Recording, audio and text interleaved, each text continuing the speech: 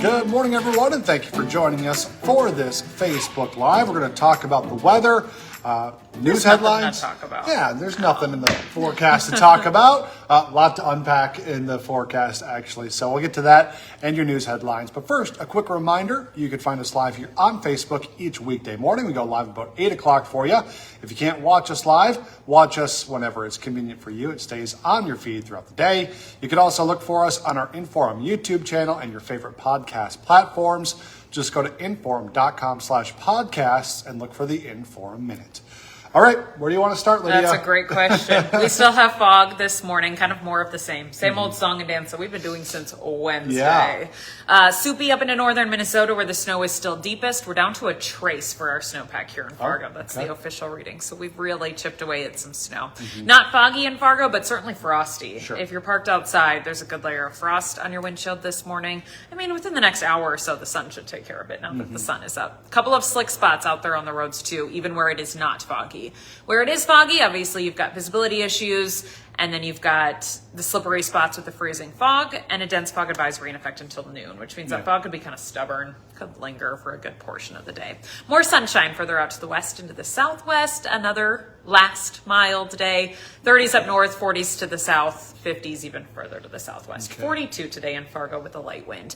Now, temps tomorrow are fine, so you might look at your app and be like, what does she mean the last mild day? Tomorrow's supposed to be 41. That's still mild. Yes. But the wind is picking up. Yeah, I know, there's always a but.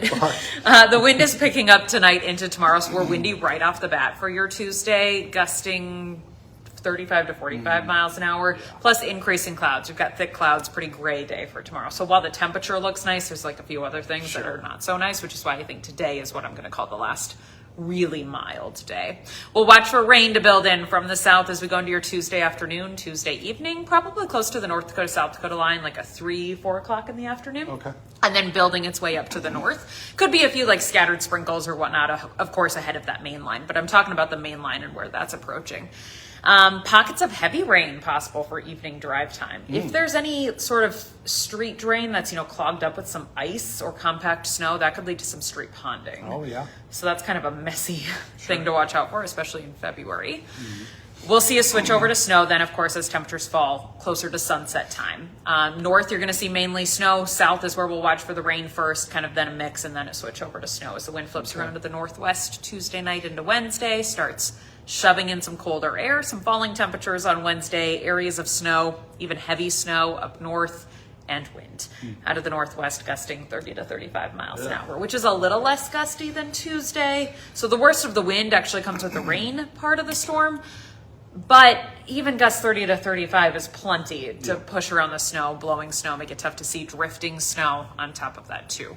That lasts throughout Wednesday. Wednesday traveling looks tough. Okay. Thursday, things wind down pretty quickly. We may wake up with a few areas of snow early on Thursday morning. The bulk of the snow will fall on Wednesday. Thursday is still breezy, especially early on, and then just chilly with high temperatures falling down into the teens to about 20 degrees. Cold for the weekend. Highs anywhere from about 10 to 15. Overnight lows near 0. Ooh, okay. With new snow on the ground, we're going to be colder. That'll feel a lot different. Oh, so much different. Snow amounts are tricky, especially depending on where that rain-snow transition line sets up. That's the headache that is typical with these types of systems. I would say north of Highway 2, 6+ inches is possible. Okay.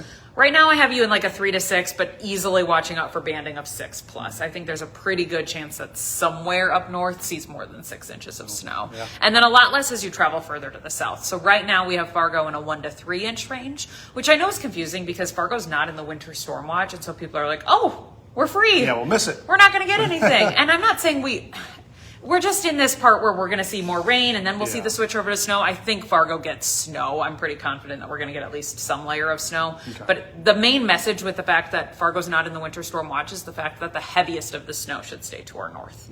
Hopefully that makes sense. Heaviest of the snow to the north, less snow further to the south. Worst travel day is going to be Wednesday. Worst wind is Tuesday, but still enough wind to have impact on Wednesday with the snow. Okay. Is that clear as mud? It's making sense. So many moving unpack. parts. Yeah, and it's hard in this platform too, where I can't show you Correct. what's going on. It's just the words. Yes. So stay tuned to the Storm Tracker app. New model runs come in constantly all day long, all night long. So we're always bringing you the freshest on the app. And of course on our newscasts. Bobby, you'll be on at 11. The rest of our crew later on tonight. And I'll be back on First News dark and early. Yeah. Tomorrow morning. We'll keep tracking it and Yep. we'll let everyone know how things change, how they progress, Yeah. and what's going on. In the meantime, enjoy today. Nice day. That's All right. That's all. Thanks, Lydia. Thank you. All right, let's dive into our news headlines this morning. Right now, North Dakota state officials are preparing a 2-year budget that's expected to have hundreds of millions of dollars less than the last biennium. Preliminary estimates from the Legislative Council show the 2027 to 29 general fund will start out at about $300 million. That's $1 billion less than the last one. On top of those numbers, revenue is also expected to be down $700 to $800 million. The state government is now looking for ways to save money. However, they are not expecting widespread cuts at this time.